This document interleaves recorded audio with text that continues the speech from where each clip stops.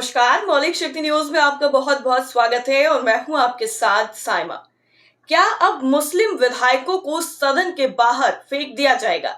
ये सवाल इसलिए क्योंकि बीजेपी के नेता ने ऐसा बयान दिया है जिसके बाद राजनीति में मानो भूचाल आ गया है और बीजेपी की मंशा भी साफ तौर पर नजर आ रही है। तो चलिए बिना देरी के पूरा मामला आपको बताते हैं कि आखिर किस नेता ने ये बयान देकर सियासी हलचल तेज कर दी है। दरअसल पश्चिम बंगाल में विपक्ष के नेता शुवेंदु अधिकारी ने एक विवादित बयान देकर सियासी हलचल बढ़ा दी है।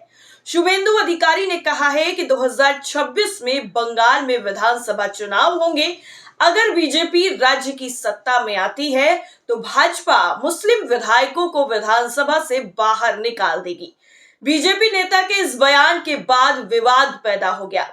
बंगाल में 2026 में चुनाव है और अभी राज्य में टीएमसी की सरकार है और ममता बनर्जी मुख्यमंत्री हैं। इधर शुवेंदु अधिकारी के बयान पर राजनीति भी गर्मा गई है। मुख्यमंत्री ममता बनर्जी की पार्टी टीएमसी ने शुवेंदु अधिकारी के इस बयान की जमकर आलोचना की है। टीएमसी ने इसे घृणास्पद भाषण करार दिया। दरअसल पिछले दिनों भाजपा के हल्दिया विधायक तापसी मंडल की पार्टी में शामिल होने के बाद अधिकारी की मानसिक स्थिरता पर भी सवाल उठाया गया है। 17 फरवरी को बजट सत्र के आखिर तक विधानसभा से निलंबित किए गए अधिकारी ने ममता बनर्जी सरकार को एक सांप्रदायिक प्रशासन बताया जो मुस्लिम लीग के दूसरे संस्करण की तरह व्यवहार कर रहा है। इतना ही नहीं, शुवेंदु अधिकारी ने विधानसभा के बाहर संवाददाताओं से कहा कि बंगाल के लोग इस बार उन्हें उखाड़ फेंकेंगे। राज्य भाजपा के बड़े नेताओं ने शुवेंदु अधिकारी के बयान पर टिप्पणी करने से साफ तौर पर इनकार कर दिया है। वहीं टीएमसी ने शुवेंदु अधिकारी के इस बयान को खतरनाक और भड़काऊ बताया। राज्य बीजेपी नेतृत्व ने इस पर कोई टिप्पणी नहीं की है। टीएमसी प्रवक्ता कुणाल घोष ने कहा है कि एक जनप्रतिनिधि को इस तरह की भाषा का इस्तेमाल नहीं करना चाहिए। उन्होंने कहा कि संसद या विधानसभा में बहस और तर्क हो सकते हैं, लेकिन किसी विशेष समुदाय के विधायकों को निशाना बनाना संविधान के सिद्धांतों के खिलाफ है। ये खतरनाक, भड़काऊ और अनैतिक है। ये एक आपराधिक अपराध भी है। इतना ही नहीं, कुणाल घोष ने आगे कहा है कि एक निर्वाचित प्रतिनिधि को साथी विधायकों के साथ इस तरह की भड़काऊ भाषा का इस्तेमाल करना शोभा नहीं देता है। अब चलिए आपको बताते हैं कि शुवेंदु अधिकारी के विवादित बयान क्या कह रहे हैं, क्योंकि शुवेंदु अधिकारी का विवादों से बहुत पुराना नाता है, जिसके बाद उनकी खूब फजीहत भी हुई है। दरअसल पश्चिम बंगाल विधायक भाजपा के जो है विपक्ष के नेता भी हैं शुवेंदु अधिकारी, और उन्होंने पिछले साल 17 जुलाई को एक बयान दिया था जिसमें कहा था कि सबका साथ सबका विकास, लेकिन अब हम ये नहीं कहेंगे। अब हम कहेंगे जो हमारे साथ हम उनके साथ। सबका साथ सबका विकास कहना बंद करो। पार्टी की राज्य कार्यकारिणी की बैठक में शुवेंदु अधिकारी ने कहा कि भाजपा को अल्पसंख्यक मोर्चा की भी जरूरत नहीं है। हम जीतेंगे, हम हिंदुओं को बचाएंगे और संविधान को बचाएंगे।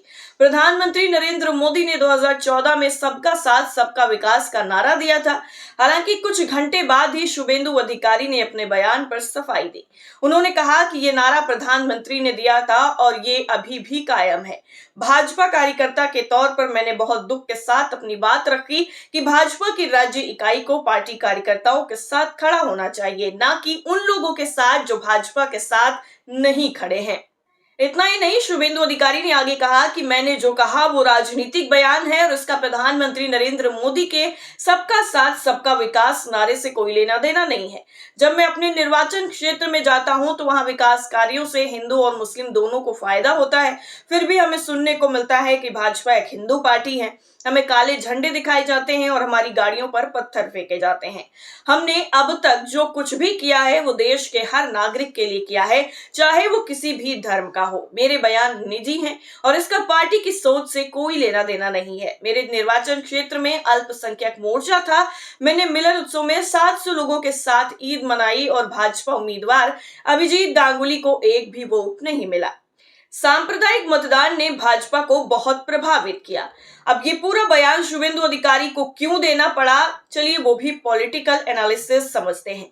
पॉलिटिकल एक्सपर्ट सुमन भट्टाचार्य ने इस पूरे मामले पर कहा है कि बीजेपी को लोकसभा चुनाव में मुस्लिम और हिंदू महिलाओं का ज्यादा वोट नहीं मिला।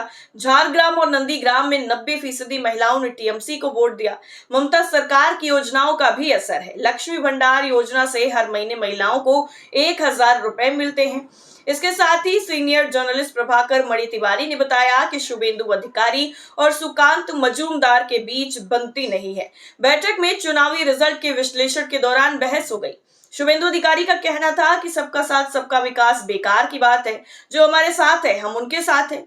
राज्य में मुस्लिम वोट टीएमसी को मिल रहा है, ऐसे में अल्पसंख्यक मोर्चे की क्या जरूरत है।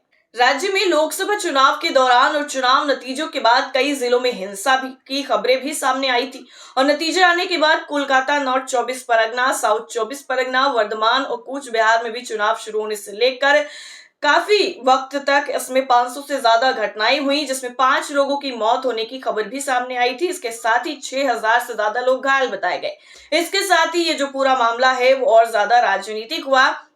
हालांकि इसके अलावा भी शुभेंदु अधिकारी के और ऐसे विवादित बयान है जिसको लेकर वो कई बार विपक्षी पार्टियों के निशाने पर आ चुके हैं।